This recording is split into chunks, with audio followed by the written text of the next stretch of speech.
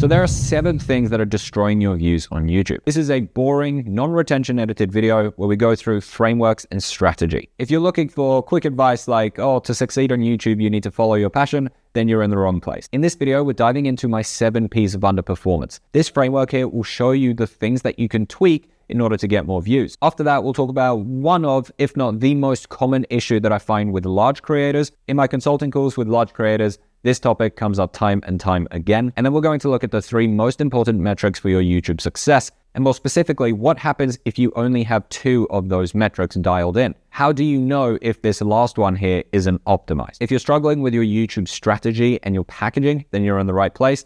Let's get into framework number 1, the 7 P's of underperformance. This is what I've found to be the most common reasons that people aren't getting consistent views on their YouTube channel. So there's 3 main problems that you're probably facing with your YouTube channel. You're either not getting enough clicks, you're either not getting enough watch time, or not enough people are coming back. Or you might be having 2 of those problems or all 3, depending on which stage you are in your journey. And this is the order that I would work through in most of the time. This is typically the most common problems in this order.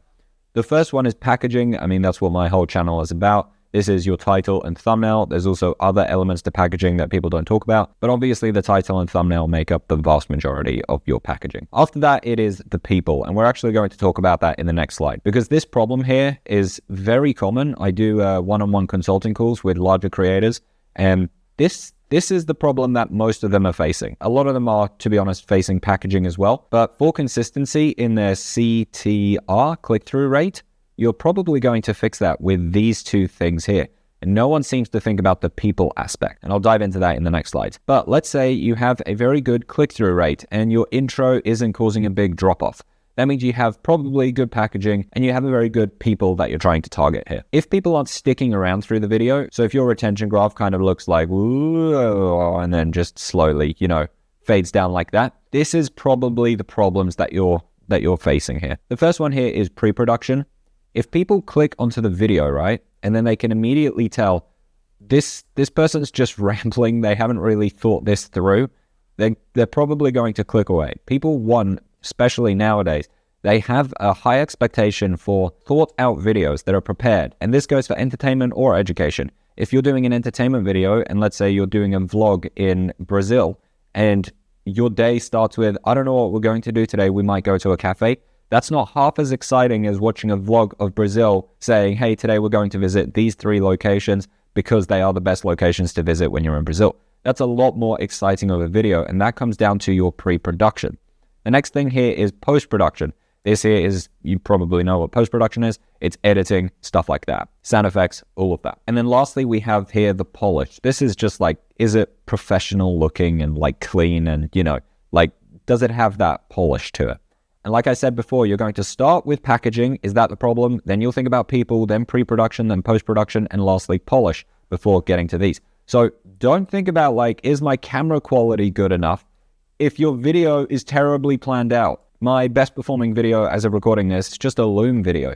The polish here and post-production is terrible. It's really, really bad. But the pre-production was really good for that video, And obviously for it to get more views, I would have fixed these 2 here. So if you're struggling to keep people watching, think about your pre-production. The next thing, if you fixed your packaging, people, pre-production, post-production, polish, the next thing to then think about is personality and promise. Promise kind of ties into this, which I talk about in my course and stuff, but we don't need to think about that too much just yet, especially if you're in the starting stages. If you've got over 100,000 subscribers and you find that your views are fluctuating, typically I find that comes down to the channel's promise. I talk quite a bit about that with my consulting calls because this is often the problem. But personality, obviously, if you let's say talk on the camera like this, hi guys, today we're going to, that's pretty boring. You want a bit more of an exciting personality. It depends on the video. The personality obviously has to match whatever the video is.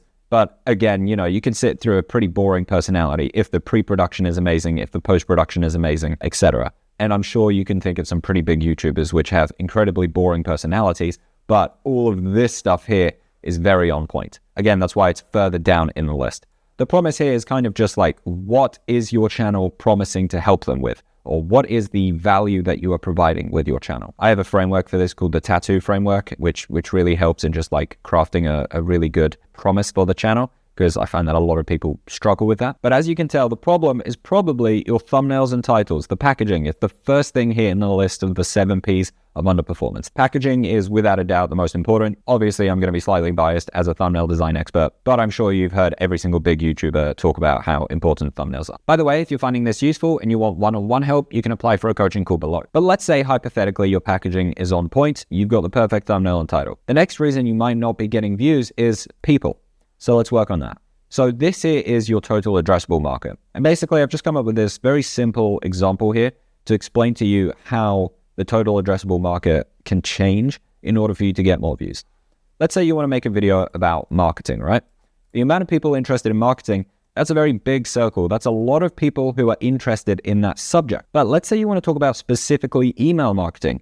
Honestly, that is a much smaller circle. A lot less people are interested in that topic. This here is referred to as the total addressable market, or TAM, T-A-M. So you can make the exact same video.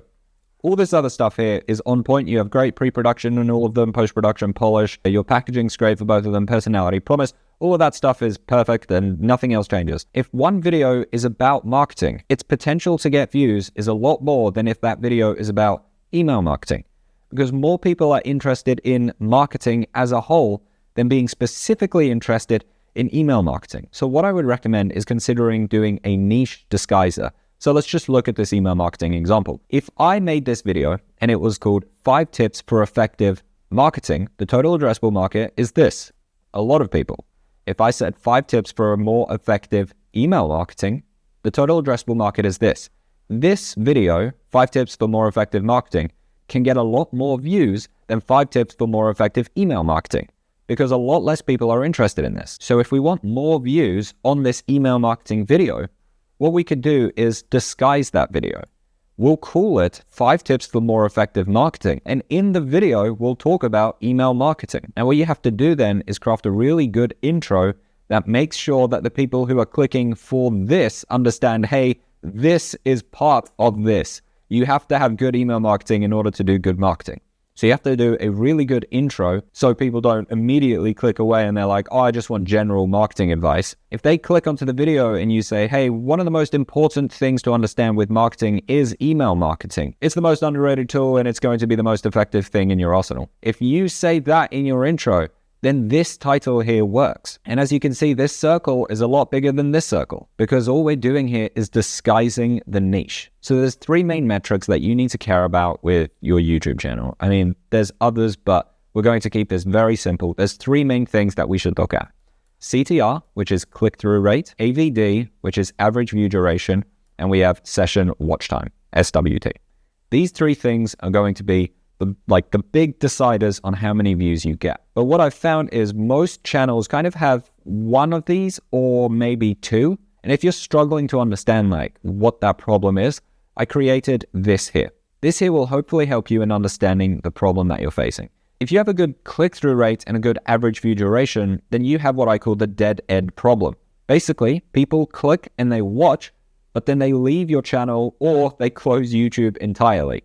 This is often a problem for people who are selling something, because if they're good at selling it, then, they'll click away to buy that thing. But this is also pretty common if you're, doing a video on how to set up a microphone arm. I don't know if you can see that. How to set up a microphone arm. If that's your video, I'll click, I'll watch, and then I'll leave. I don't need to come back. I just watched that video for that one solution. Then let's say you have a good CTR and session watch time. The thing you're facing here is the clickbait problem. People are clicking, and then they keep browsing YouTube, but they don't want to keep watching you because basically your thumbnail is clickbait. They see your thumbnail, and when they click onto it, they realize, hey, this video is clickbait. So your retention graph is going to look something like this. If you have a good average view duration and session watch time, then you probably are facing the invisible problem. So the people who click, they stay and watch for a long time and they go down a rabbit hole.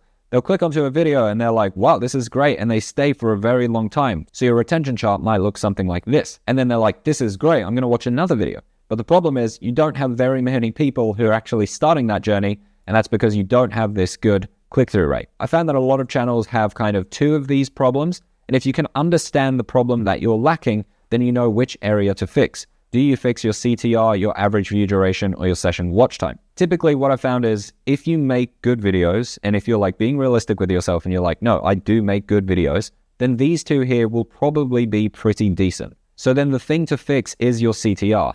And the easiest way to fix that would be through your thumbnail and your title. Those two things will carry your CTR the furthest. And a thing that I talk about with creators who have typically over 100,000 subscribers, maybe a bit more, when they change their thumbnail as well, it can often help as well with average view duration, because often if your thumbnail here isn't talking to the right target audience, then the wrong target audience are clicking, and that's causing a terrible average view duration. And if you redesign the thumbnails on your channel to actually be optimized, then hopefully you'll have an increased session watch time as well. That's why titles and thumbnails are the most important thing on YouTube. So if you want help with that, then check out my packaging playbook. It's linked below. This includes my title masterclass, my thumbnail masterclass, and my thumbnail design process, and a bunch of other resources. I found that there are only 4 things that you need in an effective title and 4 things that you need in an effective thumbnail. If you want to get the course or apply for consulting, you can find it linked in the description.